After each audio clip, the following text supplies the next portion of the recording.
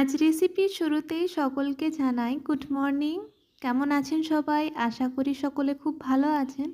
বন্ধন ভ্লগসের আরও একটি নতুন ভিডিওতে আমি বর্ষা আপনাদের সকলকে স্বাগত জানাই। আজ আমার হাতের এই যে জিনিসটি সেটি কিন্তু সকলের বেশিরভাগ মানুষেরই খুব প্রিয় একটা জিনিস। তো অনেকেই আমরা এটা খেতে খুব ভালোবাসি। এটা হচ্ছে অষ্টমী ছাতু, যেটা সচরাচর আমাদের এদিকে পাওয়া যায় না। তো আজকে বাজারে গিয়ে দেখলাম যে অষ্টমীর ছাতু নিয়ে এসেছে। তো সেই জন্যে সেখান থেকে একটু নিয়ে এসেছি। তো ওই ছাতুগুলোকে বাড়ি এনে আমি কিভাবে পরিষ্কার করেছি সেটা আমি দেখাইনি, তবুও অল্প করে সংক্ষেপে বলে দিই যে এগুলোকে এরকম ছোট ছোট টুকরো করে কেটে নিয়েছি। এবার এটাকে বেশ কিছুক্ষণ জলের মধ্যে ভিজিয়ে রেখে দেবো।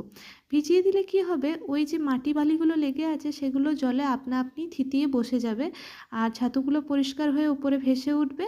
তারপর এটাকে আরেকবার জল পাল্টে ধুয়ে নিলেই কিন্তু এটা পরিষ্কার হয়ে যাবে, বেশি খাটালি করতে হবে না। তো চলুন এগুলো ধুয়ে নিয়ে তারপরে মূল রান্নায় ফিরে আসি।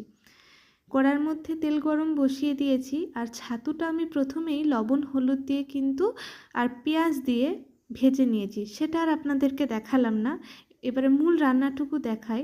ওই যে তেলের মধ্যে গোটা গরম মশলা ফোড়নে দিয়ে আদা রসুন আর কাঁচা লঙ্কা গ্রেট করে নিয়েছিলাম, সেটাকে এর মধ্যে দিয়ে দিলাম। একটু আদা রসুনের কাঁচা গন্ধটা চলে যাবে সেই পর্যন্ত নাড়াচাড়া করব। আর এদিকে আমি বেশ কিছু আলু সেদ্ধ করে নিয়েছি লবণ দিয়ে, তবে জলটা নিইনি। এই যে লবণ দিয়ে সেদ্ধ করা আলুটা এবার ওর মধ্যে দিয়ে দিলাম। এবারে একটু তেলের ওপর আদা রসুনের সঙ্গে আলুটা নাড়াচাড়া করব।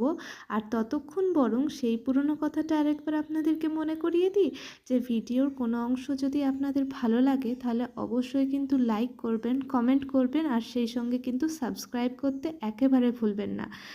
এই যে ছাতুটা আমি কেমন ভেজে রেখেছি সেটা একবার আপনাদেরকে দেখিয়ে দিই এক ঝলক। এই যে ছাতুটা পেঁয়াজ দিয়ে এভাবে ভালো করে ভেজে নিয়েছি আর এদিকে আলুটাও কিন্তু একটু আদা রসুনের সাথে কষিয়ে নিয়েছি। এবারে ছাতুটা এর মধ্যে দিয়ে দিলাম। এবারে এর মধ্যে বেশ কিছু গুঁড়ো মশলা আমি অ্যাড করব। প্রথমেই দিয়ে দিচ্ছি একটু হলুদ গুঁড়ো আর সেই সঙ্গে দেব জিরের গুঁড়ো।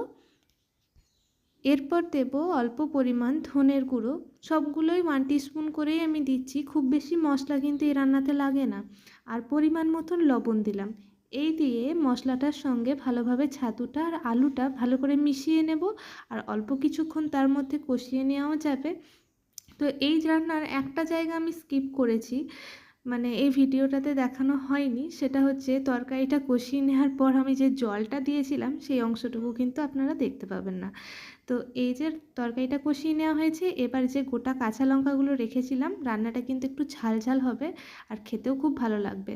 তো আপনারা ঝালটা আপনাদের স্বাদ অনুযায়ী বাড়িয়ে কমিয়ে নেবেন। এবার গোটা কাঁচা লঙ্কাটাই কিন্তু এর মধ্যে দিতে হবে, তাহলে কাঁচা লঙ্কার যে একটা ফ্লেভার আছে সেটা কিন্তু এই রান্নাটার সাথে খুব ভালো যায়। তো এই দিয়ে একটু নাড়িয়ে ছাড়িয়ে নিয়ে জল দিয়ে দিয়েছিলাম। তো এইটা হচ্ছে ছাতুর তরকারিটার ফাইনাল লুক। এরকম একটু জল ভাব থাকবে, এই অবস্থাতেই নামিয়ে রেখেছিলাম। তো কেমন হয়েছে সকলে অবশ্যই কমেন্ট করুন আর রেসিপিটি ট্রাই করতে কিন্তু একেবারেই ভুলবেন না। আপনাদের সঙ্গে দেখা হচ্ছে আবারও নেক্সট ভিডিওতে। ততক্ষণ সকলে ভালো থাকুন, সুস্থ থাকুন। ধন্যবাদ।